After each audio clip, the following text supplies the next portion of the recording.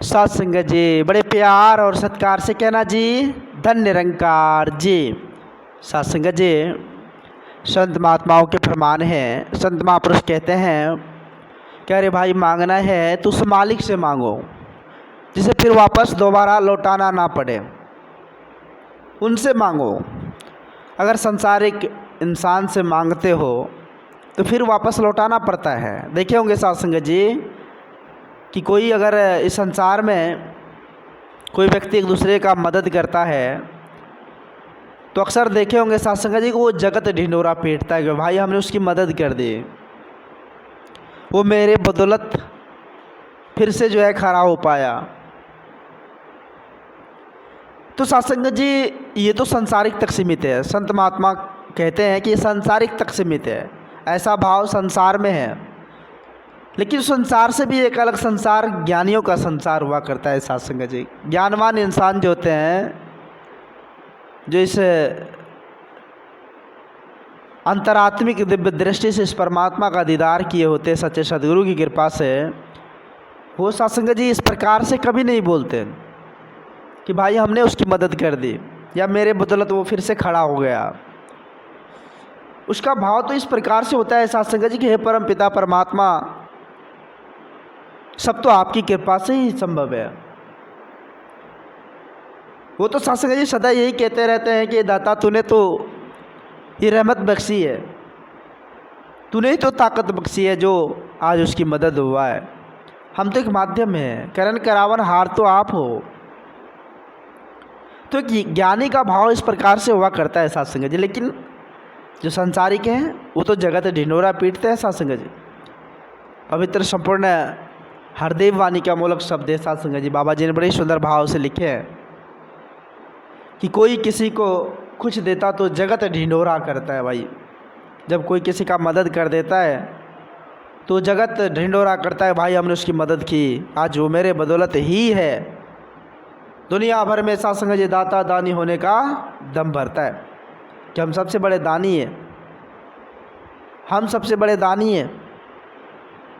तो सात संगत जी यह कहने का भाव है कि इस प्रकार से जब हमारे अंदर भाव जनरेट होता है तो कहीं ना कहीं सात संगत जी हम अहंकार में पल रहे हैं, क्योंकि फिर मन होता है कि मैं ही कर रहा हूँ, मेरे बदौलत ही हो रहा है। अगर सात संगत जी हम किसी का मदद किए, चलो यार मदद कर दिए, लेकिन फिर क्या होता है सात संगत जी, उस इंसान को हम कुछ कहें और वो नहीं करता है तो फिर उनसे गुस्सा भी हो जाती है, क्योंकि मन में इस प्रकार से भाव चलता है कि भाई हम उसकी मदद की थी लेकिन आज देखो हमने एक छोटी सी बात उसको बोले वो नहीं कर दिया। तो यहाँ सात संगत जी तकरार भरी बातें फिर सामने उभर कर आ जाती है। तो एक सांसारिक तक ही सीमित है। संत महात्मा कहते हैं कि सांसारिक तक ही सीमित है, ऐसा भाव विचार सांसारिक तक ही सीमित है।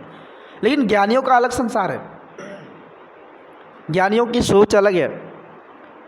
वो कभी सात संगत जी कभी नहीं कहते कि भगवान ये हम कर रहे हैं, वो तो कहते हैं प्रभु परमात्मा की देन है, सब कुछ तो उसी की मर्जी से हो रहा है। वो तो सदा कहते हैं सात संगत जी तूने बख्शी ताकत है, ये तो तेरी रहमत है, हम कौन होते करने वाले, करण करावन हार तो आप है। तो सच्चे गुरसिक का इस प्रकार से भाव होता है सात संगत जी। वो मैं मेरा के चक्कर में नहीं रहता। सात संगत जी सदा सोच ऐसी बना कर रखते हैं कि जो कुछ है सो तोर, और तेरा तुझको सौंप के क्या लगता मोर। तो सच्चे गुरसिक का ऐसे भाव, ऐसी भावनाएं होती है सात संगत जी। और सात संगत जी हम समझने की कोशिश करें, एक छोटी सी अहंग न जाने कितने कितने को ले डूबता है। आप सभी देखे होंगे कि अहंकार में जीने वाले लोगों की दुर्दशा किस प्रकार से होती है। जरा विचार कीजिए सात संगत जी, हम बहुत सुंदर जूता पहने हुए हैं और जूता में एक कंकर आ जाए, चल रहे हैं, चलना आसान हो गया मुश्किल, चलना कठिन हो जाएगा सात संगत जी। उसी प्रकार से हमारे जीवन में अगर अहंकार आ गया तो चलना मुश्किल हो जाता है सात संगत जी।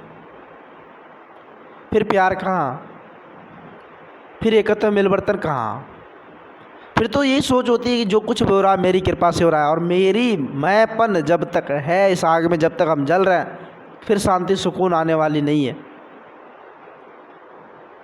शांति सुकून तो तभी आएगी सत्संग जी जब हम सब कुछ समर्पित करेंगे, समर्पण का भाव होगा।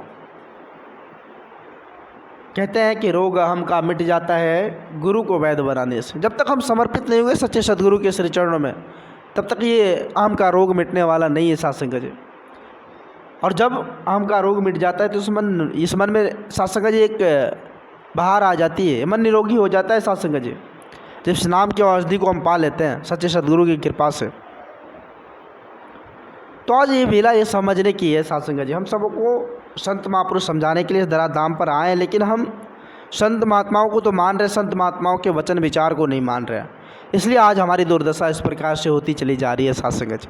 तो इसलिए संतों के विचार वचन को अपनाकर, गुरुमत को आधार बनाकर हमें जीना होगा, फिर जाकर हमारा जीवन का कल्याण निश्चित होगा सत्संग जी।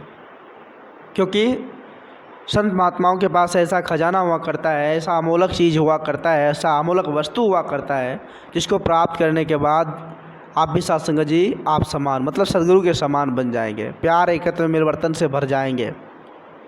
तो ये वेला है, ये समय है उस अमोलक चीज़ को प्राप्त करने का, उस अमोलक वस्तु को प्राप्त करने का।